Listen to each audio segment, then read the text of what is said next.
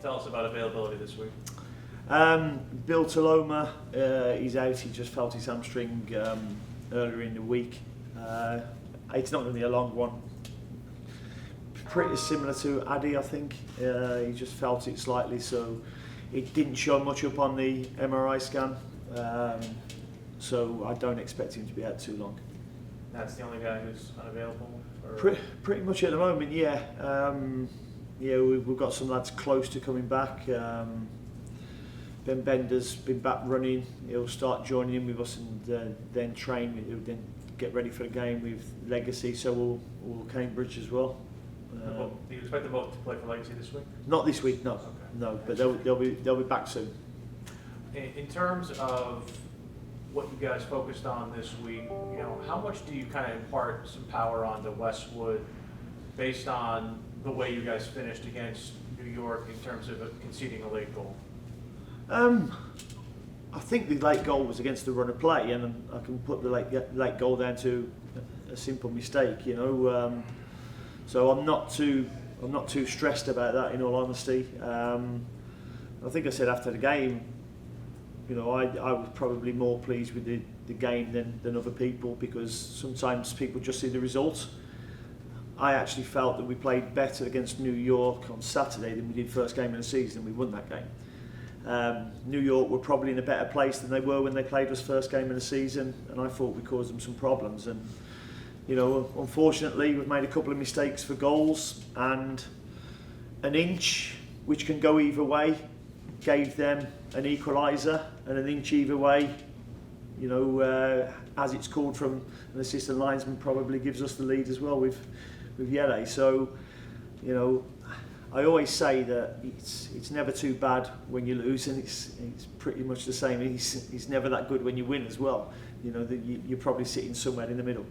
I know you said that Nico gave you what you wanted out of an hour. I know you said from a fitness standpoint he wasn't necessarily where you wanted him, but did he give you the best minutes as a 10 that you've had from that position, or is there still more you can get out of him? No, there's still more we can definitely get out of Nico. I thought he played well. He made some really good decisions. He's a superb ball underneath their defenders for the goal, which led to Kerwin's goal.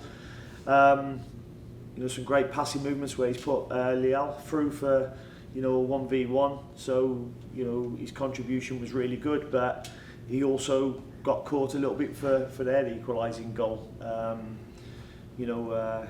He's marking their lad the wrong side and should have probably pushed him into a clearer offside position than he already was. But that's something young lads will learn about very quickly and put right very quickly. How difficult is your decision with the position that Vargas will depart this week in terms of not having him on yellow card suspension? Yeah, disappointing, because I think Kerwin's a player who's in form at the moment. Scored a really good goal against Toronto the other week. Scored a really good finish last week against New York, and he looks a threat. So he's going to be a loss for us, definitely. But we've got players who are pushing to get into the teams, and I'm saddened because I've looked back on the cautions that are received, and a little bit harsh a few of them. I know you said that you were pleased with the way you played in defeat. Soccer's a weird sport in that you can play really great and then lose via a fluke. When is that not okay? When do you cross that threshold into, I know we play great, but we still didn't win? When does that sort of, The thing you're never in control of in a game is the result. Because there's so many different things that can happen, that can change a result. It can be a mistake, it can be a slip, it can be an official's decision.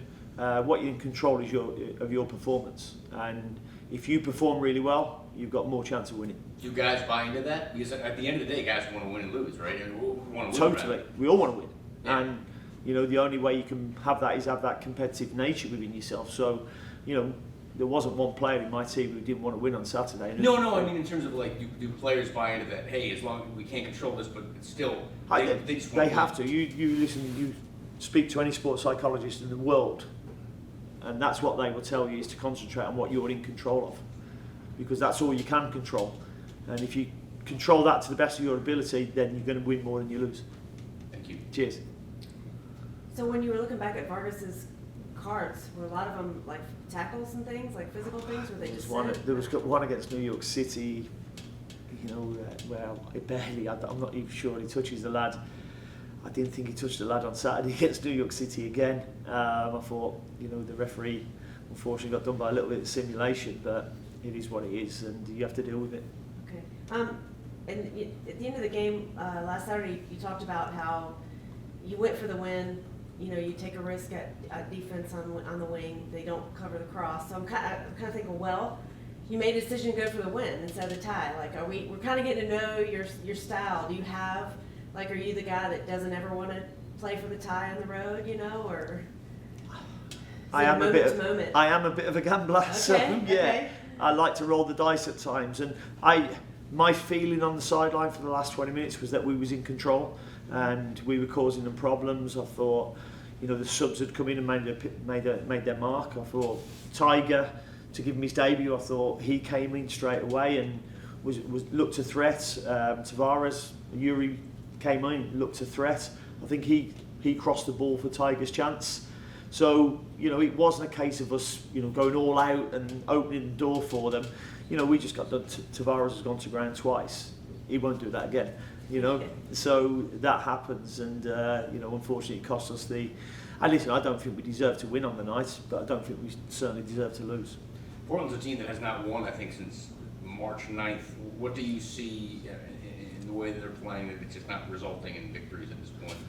They're drawing a lot of games. I mean, I think they're showing loads of character because, in some of these games they've been a couple of goals down and come back. But you look at their goal tally, 21 conceded, 20 scored. I think that tells you the story of their season so far. So, we know they're going to be a threat defensively, and we've got to try and pick the same holes that other teams have picked so far. What are you seeing from Pekovic that is making you want to start him over a guy like Brett Diago? What is the difference they're noticing from that role? I think in that role, he's a really progressive passer at the moment. I think he's got the freedom of youth a little bit in terms of, he's a little bit unknown. He's not really played as a 10 before. I've put him there. You saw he took a shot from the edge of the box.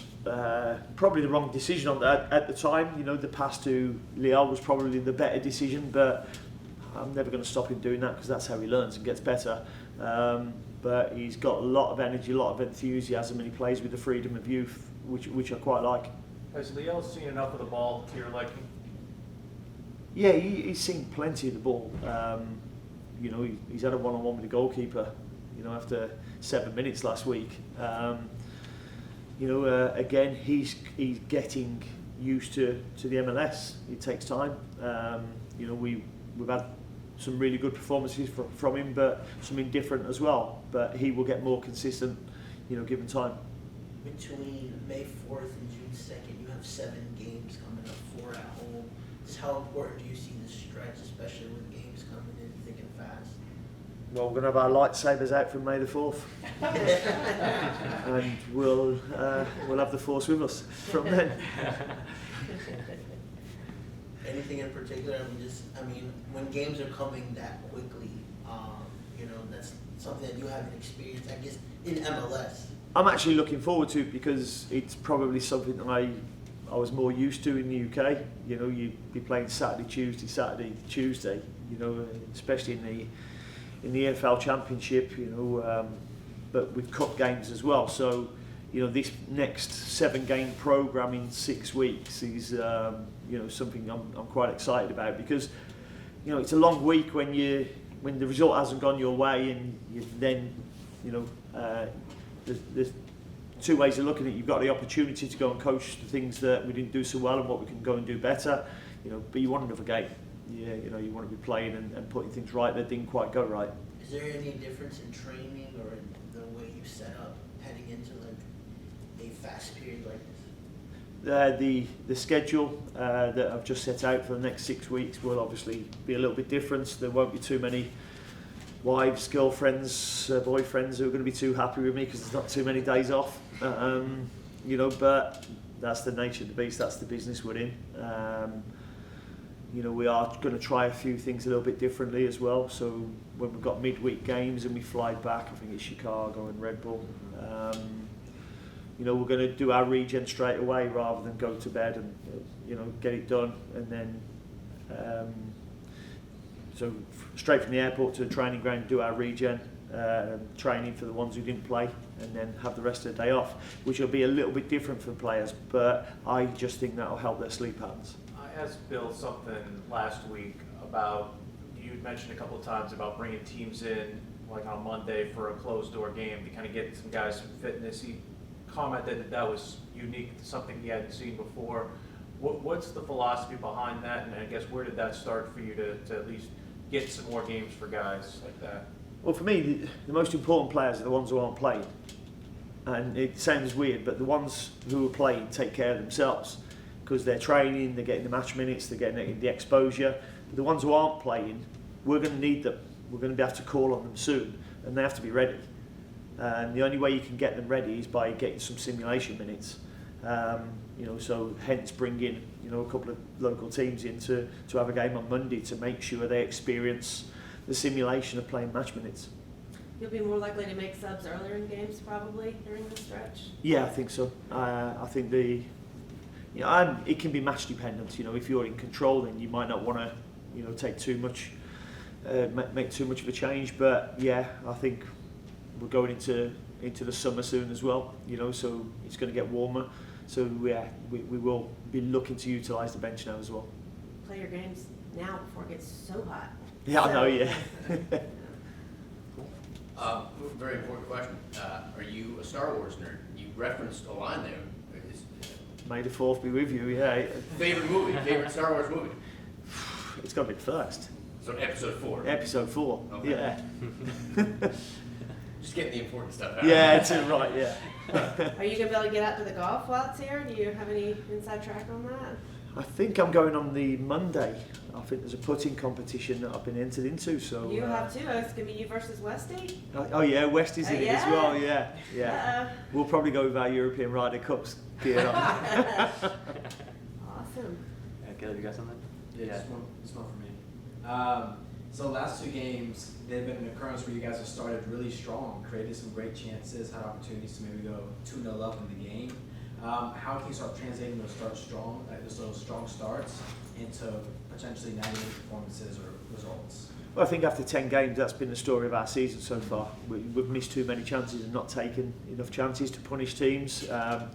Minnesota was our poorest performance so far this season. We had a 5-minute spell where we could have conceded 3 goals. We conceded 2 in that time, and the game got away from us.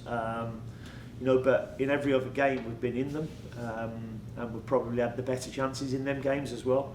And that's something that, you know, we're continuously working on.